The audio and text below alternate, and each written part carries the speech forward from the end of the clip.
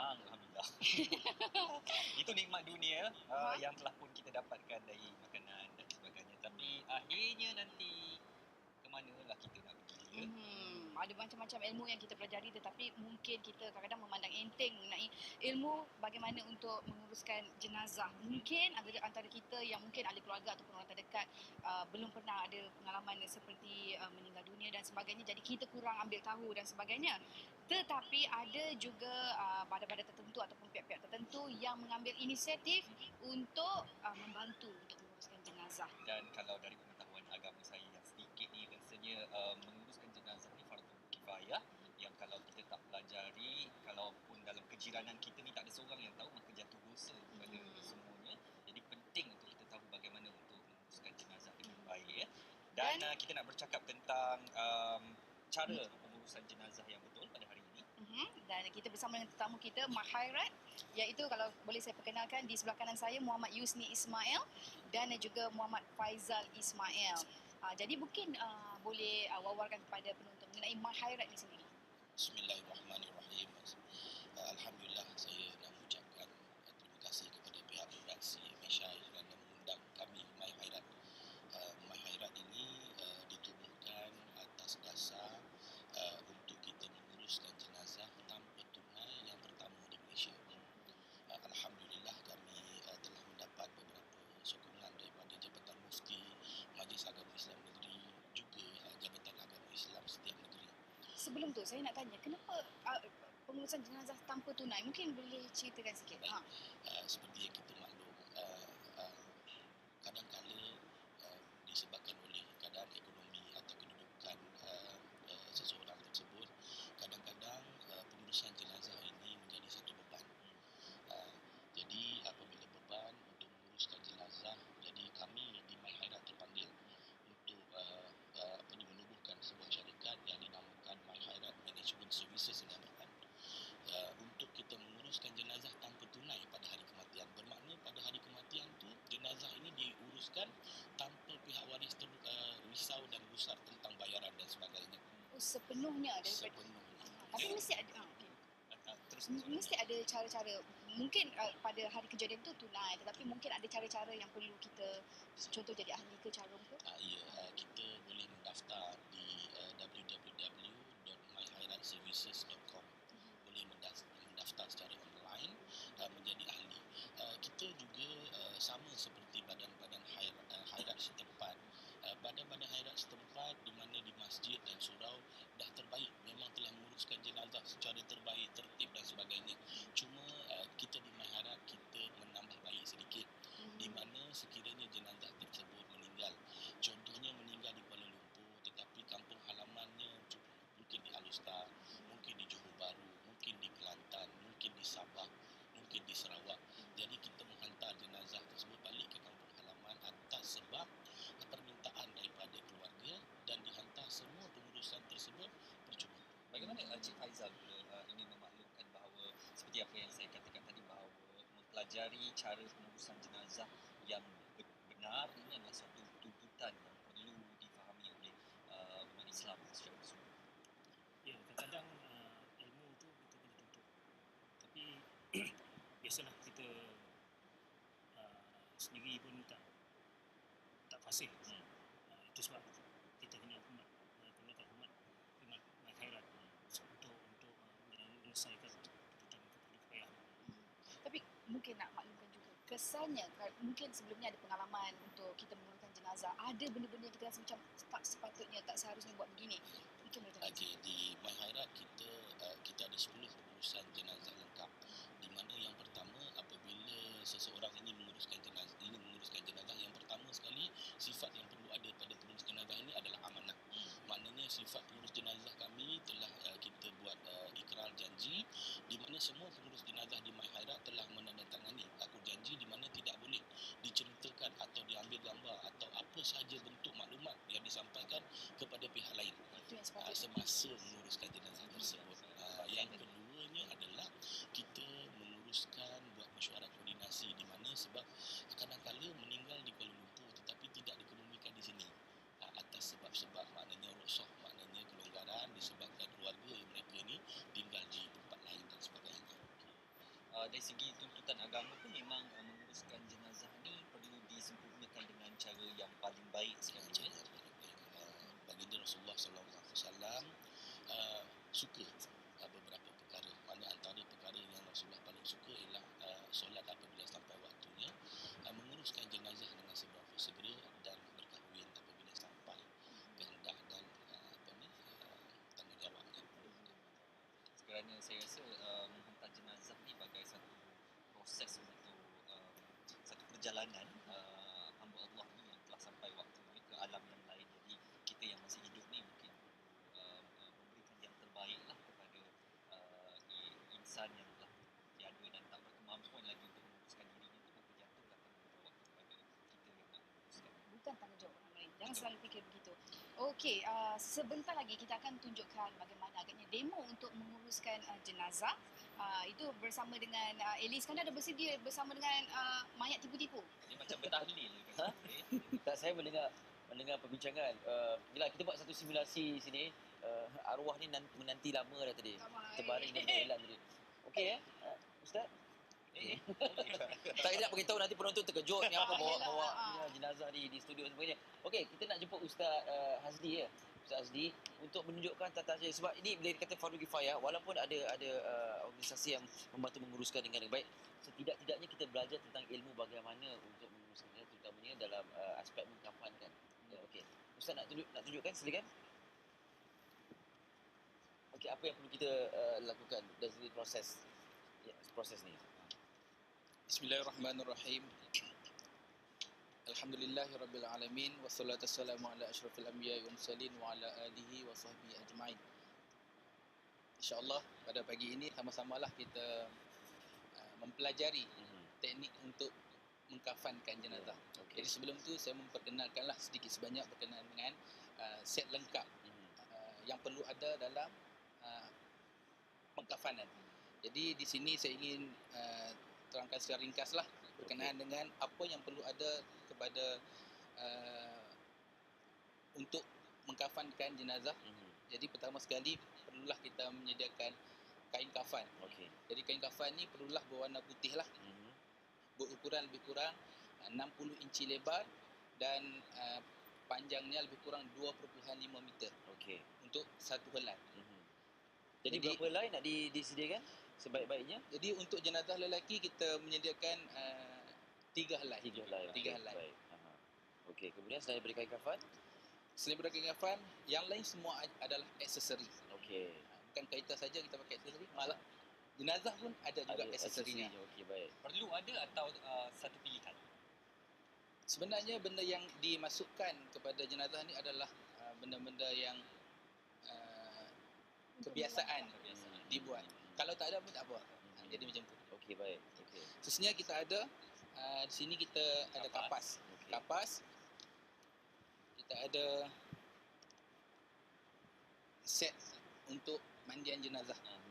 Okey. Dan kita ada menyediakan juga plastik. Plastik ya? Plastik ni untuk kalaulah ada jenazah yang uzur untuk dikafankan, memerlukan plastik alas. Supaya jenazah tadi tidaklah maksudnya dirapikan dalam keadaan Okey, baik.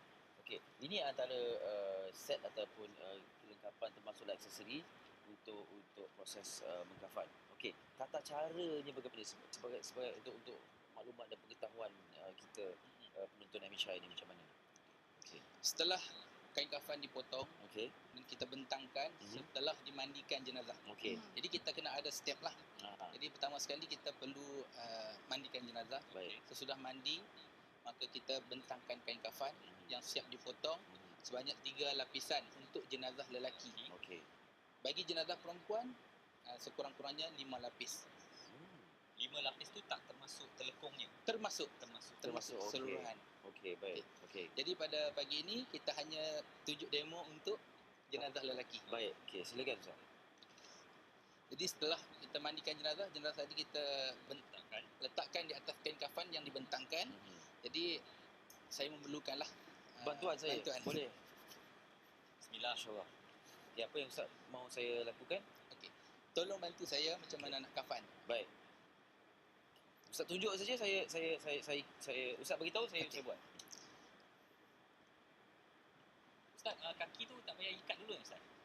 Kalau ikut kaki tak perlu ikat Tak perlu pada ikat. jenazah. Okey. Sebab jenazah tu setelah dimandikan, insya-Allah tubuh lega. badannya akan menjadi lembut. Lembut. Okey. InsyaAllah. Baik. Okey. Jadi apa yang saya perlu buat Ustaz? Okey. Pertama sekali kita memerlukan teknik untuk Okey. mengkafankan jenazah. Jadi permulaan untuk tutup keseluruhan tubuh jenazah perlulah bermula daripada kiri Kiri. tangan jenazah. Okey, jadi saya kena duduk di sini. Ujung tak apa? Ujung sini pun tak apa? Ya. Baik, okey. Okey, kita mulakan satu helai demi satu. Satu helai ya. Bismillah. Kemudian. Okey. Letakkan terus atas muka. Atas muka begini. Lurus. Lurus. Macam Okey. tu. Ha. Dan kita terus kepada yang sebelah kanan. Okey. Ini ambil dua-dua terus ke apa? Satu dulu. Satu dulu. Okey. Okey. Ustaz, ini jenis yang kalau mayatnya berbadan begini, kalau yang besar sedikit maksudnya kain tu juga perlu lebih. Okey, untuk yang jenazah yang agak badan yang agak gempal, kita perlukan Lebar. dalam bahasa saya cakap ya bahasa Kedah ni, Ha. selisih. Kita kena selisihkan kain Oh, supaya okey. jadi lebar. Jadi Maksudnya kain perlu dijarakkan. Ya. Bukan selapis-lapis Tak. maknanya Direnggangkan diregangkan. menjadi Baik. lebar. Okey. Jadi okey. Adakah saya buat ni betul Ustaz? Dan memang nak kena tutup habis. Ya, Ustaz, saya perlukan masukan lagi satu kat sini. Ini satu. Sebab Yang ni tak apa mengkafankan terbuka, jenazah Ustaz? sekurang-kurangnya memerlukan 3 sehingga 5 orang. Okey, tapi yang Okey. ni tak apa terbuka macam ni yang Boleh buka. tutup. Tarik sampai pegang. tutup. Okey.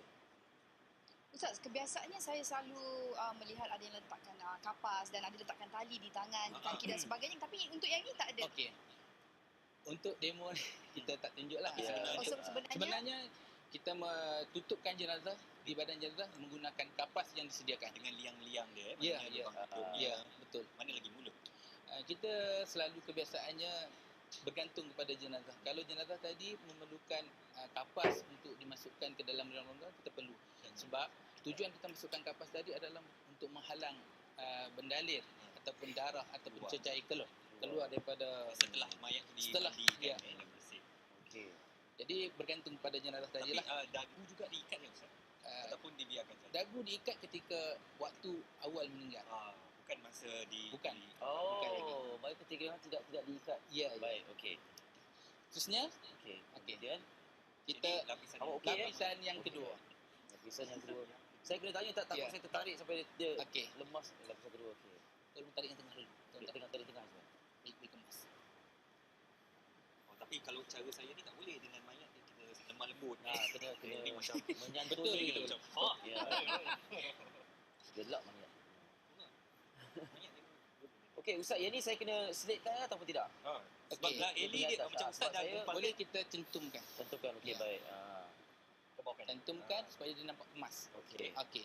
Dan akhir sekali lapisan yang ketiga. Terakhir. Ketiga. Kiri dulu. Kiri dulu. Ustaz, Yang kanan kejap. tapi setiap lapisan ni kita letak wangian ke Ustaz? Maknanya air. Boleh kita letakkan minyak atar Nyata. yang tanpa alkohol lah. Okey.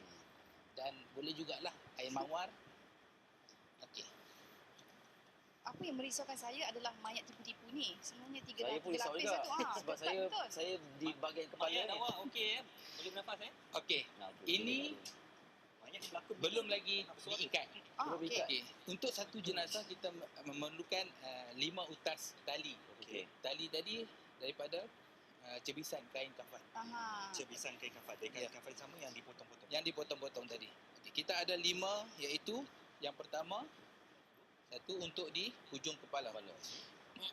Yang keduanya untuk di bahagian dada. Badan. Dada. Di- Okey. Dia masukkan dari bawah atau dari atas? Okey. Ada setengah pengurus jenazah dia siap sedia. Okey. Okey. Dia dah Dah siap bentang. ayunkan, Ah, Tak. okey.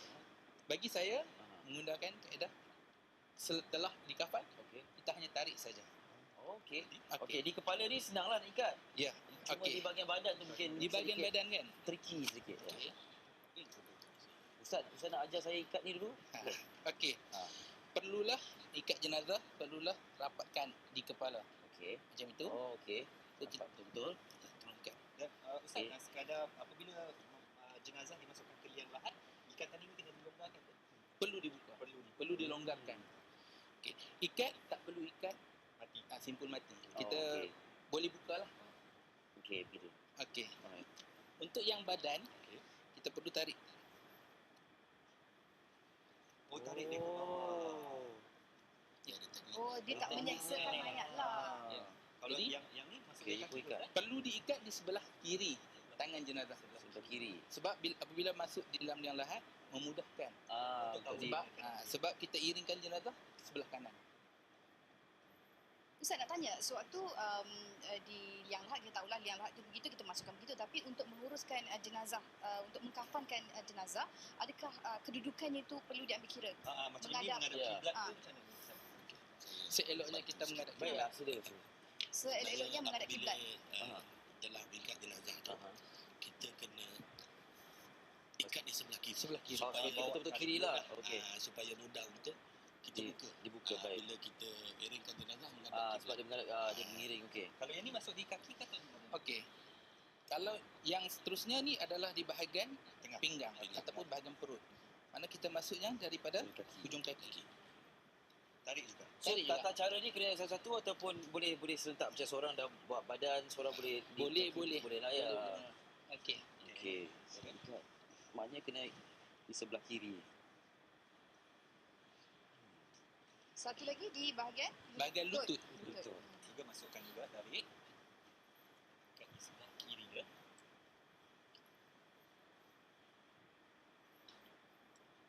Ikatan Okey, dia sementara perlu kemas kita- jugalah.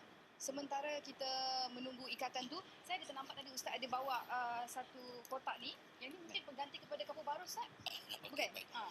Ini adalah set mandian. Mhm. Set Untuk, mandian terdiri daripada yang pertama sekali ini adalah cecair kapur barus. Aha, Biasanya, sikit. Oh, belum. Cecair kapur baru. Cecair kapur barus. Aha, biasanya? Biasanya dalam bentuk serbuk. Aha. Tapi ini dengan kita ada rakan strategik kita My Angkasa Pasti di mana mereka telah buat R&D. Kapur barus ini dijadikan bentuk cecair. Okey. Okey. Di sebelah ini adalah gel antibakteria untuk memandi. Maknanya gel mandi. Aha. Gel mandi Di sebelah kanan. di sebelah kiri ini adalah mandi juga, tetapi ini untuk pengurus jenazah apabila dia dah selesai menguruskan jenazah untuk dia nak basuh tangan. Oh, untuk Ustaz. yang mandikan. Okey. Dengan segala kelengkapan set dan kit semua ni, adakah pihak kalian saja yang menguruskan ataupun ahli keluarga boleh turut membantu? Kerana memang ya, Ustaz sebab, kan ahli keluarga yang diminta baik. untuk ke depan. Sebenarnya di dalam program My Khairat ini kita ada satu program dakwah. Satu program dakwah di mana apabila mati seseorang itu kita akan minta ahli keluarga ataupun ahli waris yang terdekat. Contohnya suami meninggal, isteri dan anak-anak mandi. Isteri meninggal, maknanya suami meninggal, isteri dan anak-anak mandi, sekiranya sebaliknya dan sebaliknya lah. Sebab inilah kali terakhir. Ya. Inilah kali terakhir kita nak tengok orang yang kita sayang.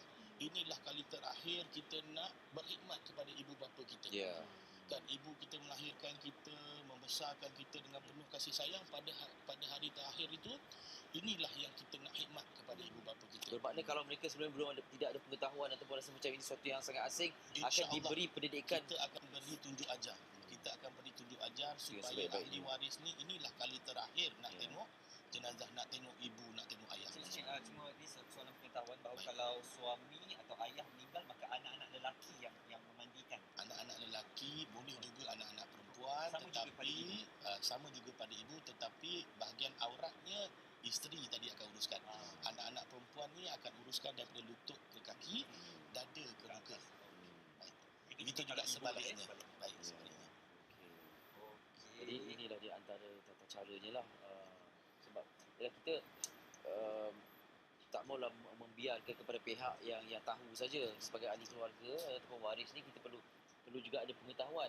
Ya, setidaknya tidaklah dibiarkan ataupun sekadar menguruskan sebab dah ada pihak menguruskan tu, lepaskan begitu saja. Ustaz, cuma dulu kalau saya biasa lihat di kampung-kampung asal ada kematian aja maka akan dikumpulkan kain-kain batik ni. Jadi kain batik tu tak ada tujuan menggunakan untuk mengkafankan jenazah. Okey. Sebenarnya kain batik ni adalah tak bertujuan untuk mengkafankan jenazah, sebab yang dituntut hanya adalah kain kafan yang berwarna putih.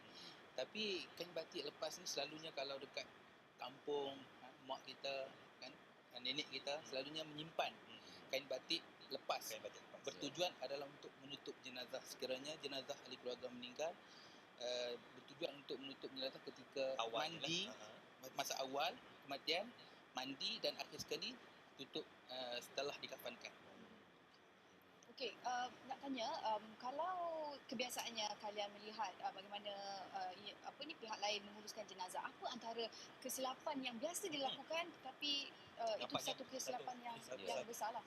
Amalan. Yang mungkin kita tak nampak tu sebagai kesilapan. Apa antaranya? Selalunya sebenarnya pengurusan jenazah ni siapa-siapa pun sama aja. Adalah tujuan dia menguruskan jenazah. Cuma teknik ataupun kaedah sama ada. Macam saya tekankan tentang kualiti. Tak semestinya kuantiti. Kita perlukan kualiti, kita perlukan cepat, kita mau smart.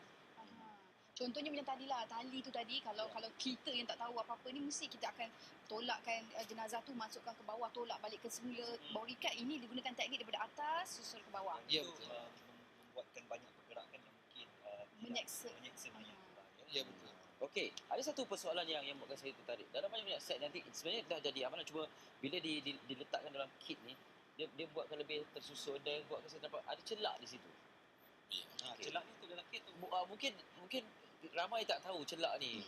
Celak ni boleh guna, maknanya celak ni adalah aksesoris. Bermakna macam contoh saya nak sentuh sikit tadi dengan soalan pengacara tadi, Lin tadi, tentang tata cara tadi. Sebenarnya kita meraihkan separuh kawasan dia menggunakan teknik yang begini. Separuh tempat dia menggunakan dipanggil buat baju. Separuh tempat digunakan buat jubah dan sebagainya. Cuma kita di Mahairat kita tidak ada kesalahan. Maknanya tidak menjadi satu kesalahan. Kita raih mengikut kepada keadaan setempat. Kita raih mengikut keadaan setempat. Maknanya kalau kebiasaan orang kampung tu pakai jubah, kita buat jubah. Kalau sebab tu kita di Mahairat kita ada lebih kurang 1,500 pengurus jenazah seluruh negara. Semua yang kita lantik ni adalah pengurus jenazah sedia ada di kawasan tersebut. Tapi itu juga soalan saya tadi. Kalau sebelum kita mulakan dengan lipatan pertama, mayat ni ialah sebab ni macam model hidup, tapi mayat tu sebenarnya dalam pakaian apa sebelum lipatan kain kafan yang pertama? Okey. Macam saya menguruskan jenazah, setelah dimandi, sebelum kita usung jenazah bawa ke tempat pengkafanan. Jadi saya ada pakaikan satu kain Sarung. bukan kain sarung, kain kafan juga. Okey. Tapi yang dipotong berukuran kain sarung. Untuk dipakai untuk menutup aurat ketika dibawa keluar daripada bilik mandi jenazah Okey. ke tempat pengkafanan. Jadi apabila sudah Diletakkan, jadi kain tadi dikekalkan. dikekalkan. Dikekalkan. Jadi sebahagian daripada kain kafan jugalah. Ya. Okey, baik. Jadi sebenarnya kalau nak ikut bahasa mudah, 3 kain putih setengah lah. Ya, Betul, ya. Okey. Untuk tujuan kawasan-kawasan aurat Maknanya yang sedia ada ni dah memang terlatih menguruskan jenazah. Bukan baru nak jadi Mereka ni memang pengurus jenazah sedia ada. sedia di ada. kawasan.